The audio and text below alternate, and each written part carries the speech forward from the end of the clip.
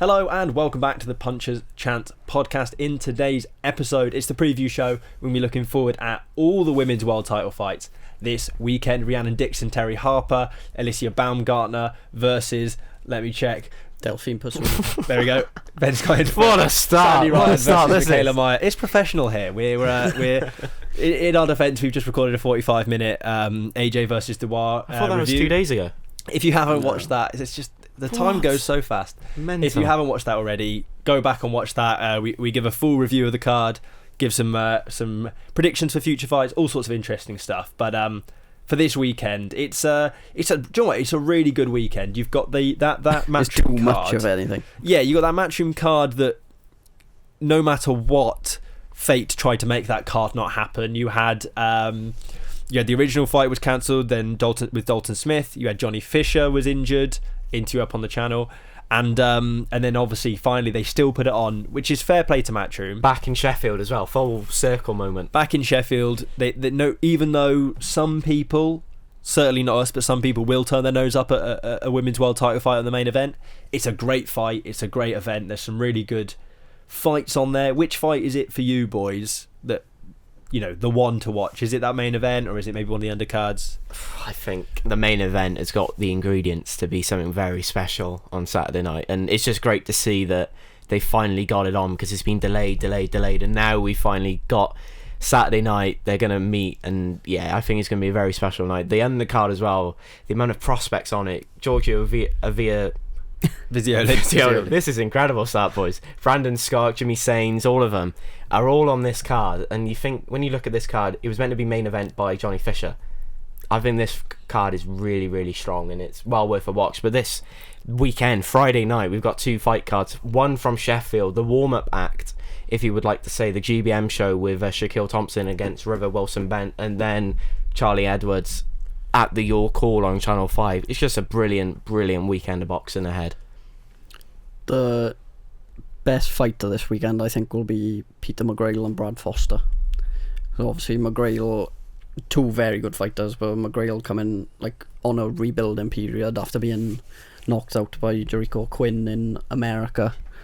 Obviously part of that strong stable of Liverpool fighters. It's just impressive in every fight you see him in.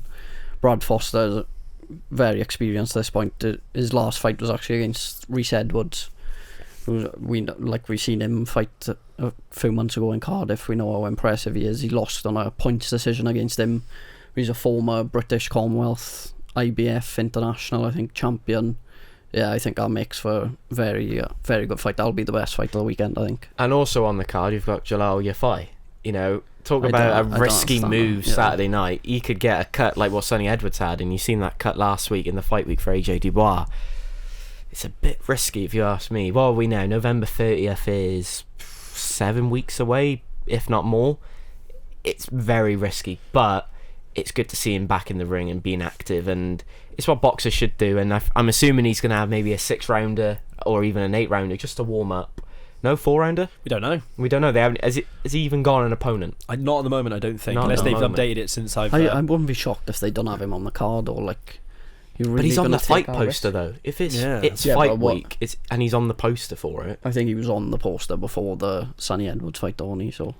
Yeah, maybe. Well, we'll find out later today at the press conference as well if he's on it. So I think you got to take everything Sonny says with a slight pinch of salt, because he does say a lot. He likes to talk, but he is obviously saying that Yafai and his team are looking for a way to get out of that fight with him, because, you know, this fight, we're not ready, the injury, delay it. You know, there might be some tactics going on there might not be. He might just feel like he wants another one. There might be politics in terms of rankings and all sorts. We don't really know, but it does certainly seem like an odd choice. I'm surprised, Harry, you weren't so excited about our good friend Brandon Scott fighting. I was surprised that you weren't. Who's his opponent for Saturday night? His opponent Callum Turnbull. Callum Turnbull, 5-2. I've always been a fan of Callum Turnbull. No, being serious. Yeah, it's great to see Brandon Scott back out there. As much as I hate him, love him. He's one of the best prospects coming through Welsh boxing, and he's one of the lucky ones as well. Let's be honest. A lot of these fighters out of Wales aren't given the opportunity to show their talent. He's showing it, and yeah, I'm looking forward to the weigh-in, to the press conference. Is he going to dress up Sonny Edwards as Batman, as Spider-Man again? He's just entertainment. And when Brandon Scott fights, I think a lot of people watch just to see what he's wearing. And his last fight, he got tested, didn't he? That Argentinian guy asked a lot of questions of Brandon Scott, and like he said afterwards, he doesn't want to fight an Argentinian ever again. So I think on Saturday night he's going to make a statement, and he'll move on to bigger and better things. And you know, it's a good test for him this weekend as well, mine, because Turnbull's fought for an area title and a Celtic title, so he's obviously got a bit of experience and will know how to. Come on, I'm joking. Know how to cause some issues, but yeah, Brandon Scott, wishing all the best. And he's the funniest guy in Welsh boxing. I think we can all agree on. Yeah, him and Moses are. It's the only time you'll ever say the phrase Brandon Scott and Moses are battling it out with each other, because obviously there's a slight size discrepancy there if it was in the ring, but outside of the ring, in the interviews, they're both battling out for character. You know, you got the Indian headdress versus the Spider-Man mask. You've got talking about, I don't know, beatboxing for our outro as Moses did, or Dan loves that. Talking about his what he's going to do when he wins his world title in Vegas, which I'm sure if there was a PR team at Matchroom got hold of, they might not want. That's surely coming as well though for Brandon. Going over to the States. Sonny Edwards is over there. Well, he's not over there November 30th, but he'll surely be back over there in Phoenix, Arizona. I think that's probably next for him after this fight. He's earned his opportunities on. It's not as if it's just been handed out to him. Like, he's marketed himself well. He's pushed himself out there. You know, when he got his start, it was because he was chasing Eddie Hearn round on one of the fight weeks and was just saying, look, you need to give me a chance to prove myself, and now he's getting those opportunities. So yeah, all the best to him, and hopefully another win on the weekend. Yeah, and jump over onto the other card. Obviously got Mikaela Mayer, Sandy Ryan, like I said, in Madison Square Garden Theatre. Really good opportunity for Mikaela Mayer this, because obviously comes off the back of the Tasha Jonas loss that wasn't a Tasha Jonas loss. So it's another shot at a world title. I think there's a lot of talk about Tasha Jonas targeting, I forget the girl's name, that they were touting Lauren Price to fight when the Lauren, Croatian Habazin? Ivana Habazin, I think it was. Yeah. So there's a lot of talk there. I've said this a number of times before. I think this is comfortably the best division in women's boxing, that welterweight division, with Sandy Ryan, Tasha Jonas, Mikaela Mayer, Lauren Price. You've got 4 really good fighters, 4 big main event fighters, superstars, and this is another one of where they're fighting each other.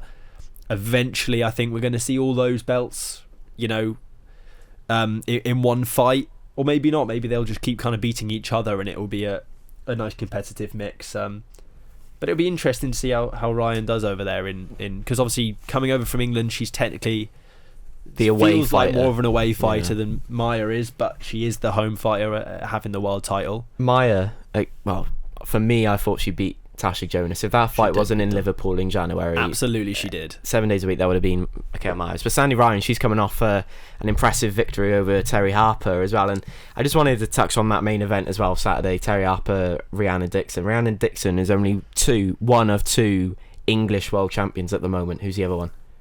Quick fire one. Look at that. So Rhiannon Dixon, one of 2. Nick Bull, yeah, of course. Ben's best mate.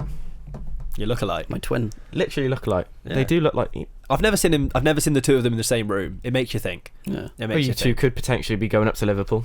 You know, if Joshua John was still fighting. I think that's gutting, but is what it is, ain't it? That's boxing. But yeah, that Mikaela Mayer, I think she should be coming into this fight on the back of a win. Unbeaten. She should be as well. She got robbed.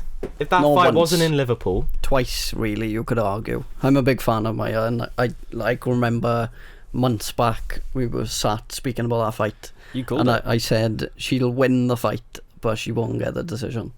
Yeah, and it's exactly what happened. And I think she'll win this weekend. And there's a bit of a needle between both of them as well. Sandy Ryan saying that the stuff she's been saying, where I'm from, she would have already been slapped by now, and then Mikaela Mayer today on Instagram or Twitter posted a picture of her with a younger Sandy Ryan. So it's a lot of mind games going into this, and it's great to see that they're main eventing at Madison Square Gardens. I know it's the theatre, but it's still, you still walk through the entrance to the main arena, and yeah, it's great to see. I also think as well, there's some I don't know the exact situation because I only just saw interviews with both of them talking about it, but Sandy Ryan, there was something with Mikaela Myers' old trainer or something, and they were still training, and Sandy Ryan came over and Mikaela Myers was like, well, hang on, like, you're my trainer, she's in my there was something, I won't speak on it fully because I don't know, but like you say, it's a bit of needle, and that's what's good. It makes a good fight, it makes an interesting fight. It's never good when it kind of spills over into being, you know, disrespectful or anything like that, but I don't think it has particularly spilled over. It's just kind of a nice little a little petty beef online, I like to say. Like, they're just kind of cheap shots wherever you can take them, and then obviously in the ring, you know, you can't really do any hiding or talking. It's about what you do with your fists, and Ben's put his prediction out. I think it could go either way. Mikaela Myers had a lot of fights though, 21 fights. Like you say, of those 2 losses, at the very worst, it were unbelievably close fights. But realistically, I think she probably should have won both of them.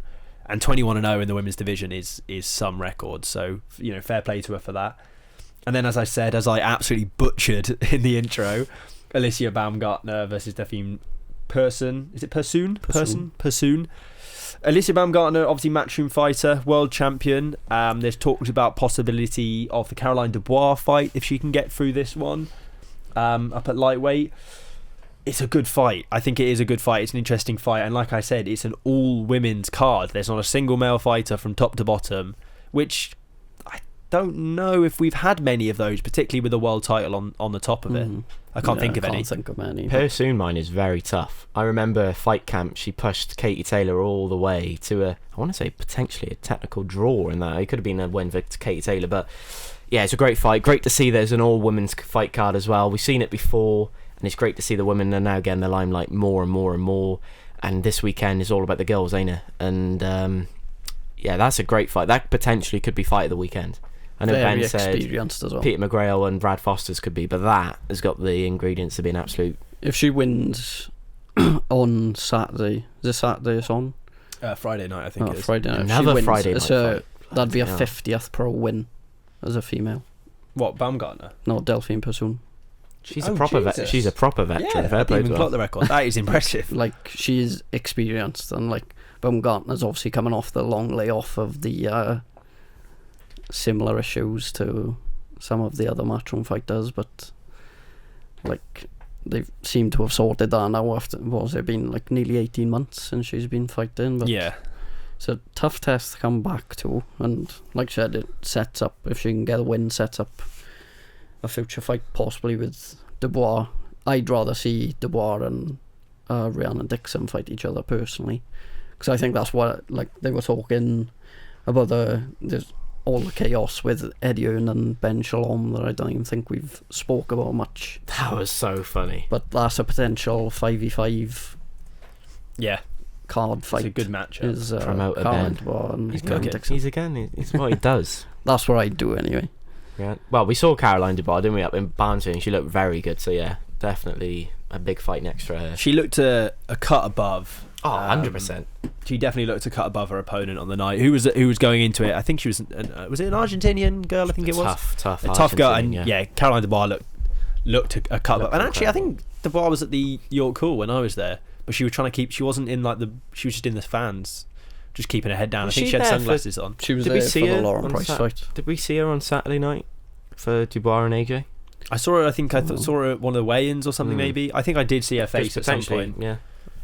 But yeah, she's an unbelievable fighter. As is Rhiannon Dixon. I mean, Rhiannon Dixon, I remember, I think it was over lockdown. She was I forget what she was, but she was doing some work in, I think, some of the NHS, or if it was prescriptions or something like that. I forget exactly what it was she was doing. And then now she's a world champ. World champ in 10 fights. It's impressive stuff. And her and Anthony Crolla seem like quite a good team. It's a really good pairing. They've like both kind of media-wise, they're both quite funny. It's entertaining, but also obviously the results in the ring are impressive. On that card, there's so many good. I mean, George Liddard, Jimmy Sains, both people you've watched down at the Brentwood Centre, Ben, on that undercard. It's a good card. They've done a really good job of stacking it out with some really good fighters, some decent fights.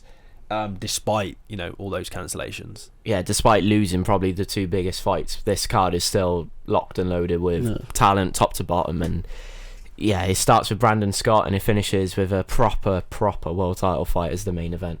Yeah. That's the only shame, really, and is that you could have had, as good as the card is, you could have had this, and then you could have also had Johnny Fisher and Podenki, yeah. Like, what was the Dalton Smith was the John original Hernandez. main event, wasn't it? So, but it's Yeah. still a very good card, and yeah, really looking forward to it. Should be a good one to watch. Is this the ones we're doing for the predictions on the I believe Boxing it News is. app?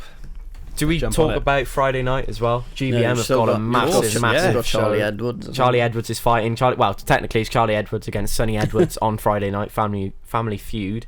That GBM show, mind, also in Sheffield in the same arena. The night before, Shaquille Thompson is fighting River Wilson Bent, and that is for me a very good fight. Bent went and got a technical draw against Denny. So he's very game. Huey Fury's also on the card. Maxie Hughes is on the card. Muhammad Ali. Talk about prospects. He's one to keep an eye out for. But yeah, Friday night I think belongs to Charlie Edwards, as we saw his comeback earlier this year, and he's fighting a very, very solid opponent in Asomba, and potentially could be a banana skin for him.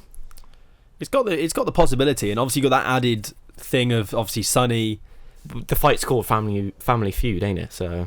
But that must be so difficult for Sonny, you know, because you're not going to want to tell anyone how to beat your brother. No. But it's quite literally your job to tell him how to beat your brother. So It's mental, ain't it? The difficult thing for Charlie Edwards as well is the division he's in, because all the champions, it's like Nakatani, it's like the Japanese boys are just, no one is, like, it's going to be a struggle to beat them because they're just so good. But yeah, be interested. He's obviously building towards our world title shot, and so it'll be interesting to see if he can get through this weekend, obviously, where they sort of look to set him up with him. Do you think he does? I think he wins Yeah. this weekend, yeah, but it's like, who does he go on to fight? Does he go out to Japan and fight, or do they try and set up like a domestic fight, like Andrew Kane obviously was meant to be fighting? Like, you could have had the winner of Andrew Kane and Joshua John, but that fight's now not happening. Like, them Why? two, like, That fight ain't happening because Andrew Kane doesn't think Joshua John is a valuable opponent. I don't Or know. is he They haven't injured? given there's no a reason being reason given for it. for why either. So as far as I'm aware, Andrew Kane's still fighting, just not Joshua John. Yeah, they've got a different opponent for Is him. so he's not injured then? I thought maybe Andrew Kane was injured, but No, the fight's just not going on at all. Oh. Well, the fight's still going on, but without which. yeah, again, that could have been a nice knockout, and then the two losers from that fight could fight each other, and then it's a purposeful fight. Yeah. Oh well, it's boxing, ain't it? It is When boxing is done right, it's the best sport in the world, and we saw that on Saturday, didn't we? But when it isn't, there's a lot of bad parts to it. But yeah, Yeah, there's frustrating kind of politics involved in boxing and things like this. And we obviously spoke about it with the IBF with Warrington and things like that. You just think sometimes you're like, wow, just do the smart thing that we want to see. do it for the fans, you know. Yeah, like Forget Uncle about the Turkey politics, does. Do yeah. it for the fans. The predictions, Boxing News app. Best part of the week for certain Ben Thomas. Yeah, you are good at it, to be fair. You come off the win last week based off the fact that me and Harry stupidly decided to support Warrington. I said it. I love Josh Warrington, but you never back Leeds to make the difference. Well, what was the score on Saturday for Leeds? Did they win? They did. They Beat Cardiff. Did all our teams win on the weekend? No. Villa won. Villa won. Well, my rugby team won. Dragons for the first time in, I don't know. Merthyr Drew. bottled it. Unbelievable. Yeah. Was it 0-0 as well? So with the Boxing News app, It was a we've good only game. got 3 fights at the moment on the Yeah, there's on not the much. Rhiannon Dixon versus Terri Harper. So we'll do the 3, and if any get added, we'll try and remember to do those as well. On the undercard of that, the first one on there, Georgie Liddard against Davey. Tough fight actually for Liddard at the moment, 8-0. It's an interesting fight. Obviously, you probably know better than the rest of us, Ben, He's how very good he is. good. Very good fighter, and I think he, like, from when I spoke to him, and even his last fight on a top tier show, or was it a Matchroom I card? think was he not? No, was it Jimmy Sains that fought a week later on the Matchroom show? Yeah, Yeah, I think it's that Jimmy was his Sains. last fight. But yeah, he spoke about wanting to sort of go old school route and start with the southern area title and work his way up from here. So I don't think he'll be in any sort of rush to push himself too far at the moment. But yeah, I've got him winning by points decision this weekend. He's got 8 rounds to work, I think, though, compared to what was his last fight, 6-rounder. So he's got a lot more time to think and read his opponent. So I think Lydard gets the stoppage win late. I'm going points decision. I think he could get the stoppage definitely, and that's where I lose. I'm gonna go for the points decision. Peter McGrail versus Brad Foster, super bantamweight 10-rounder. You've called it as your fight of the night, Ben. But how are you calling it? It's going to be fight of the weekend. As a result, I think Peter McGrail will get a knockout. What about you, Ben? I'm going to go for a draw, just to be different. Pushing the boat out. I'm going for a points decision, Peter McGrail.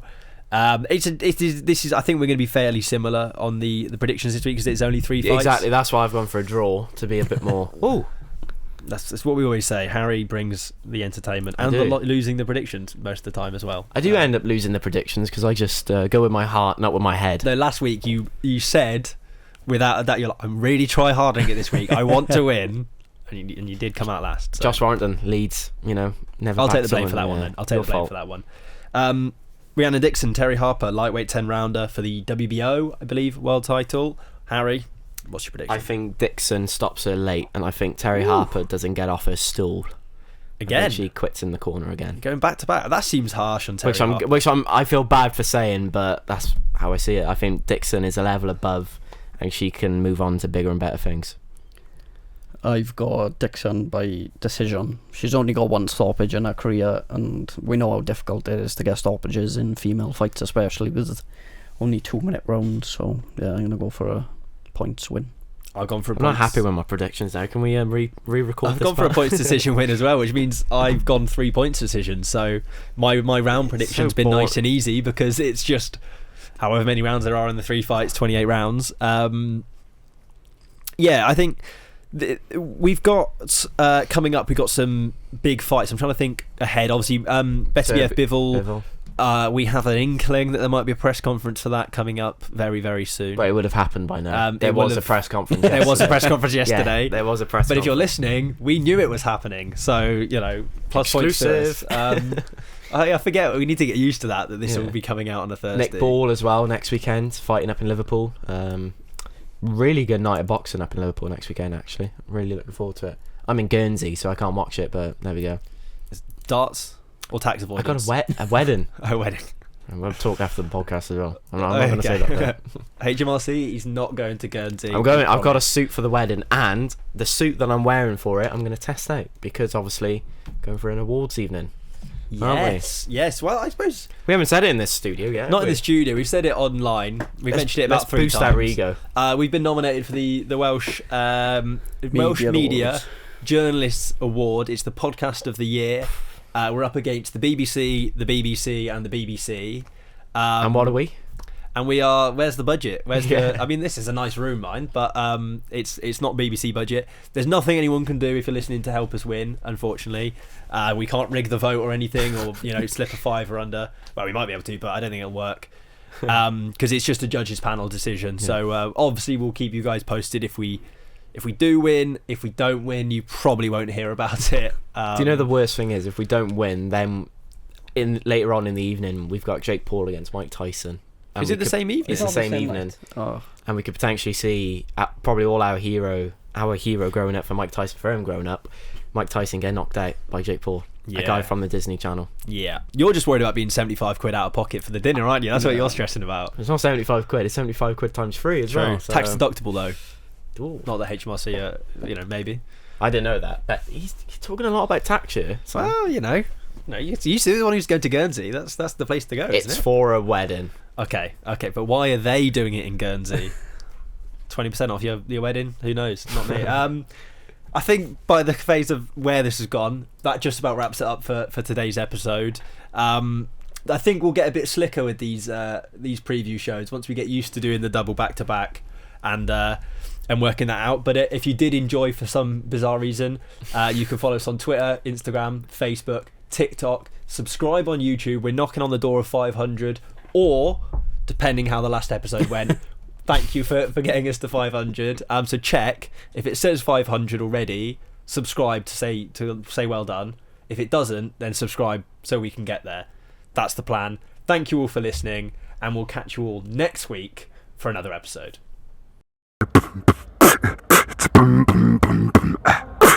Punches chance.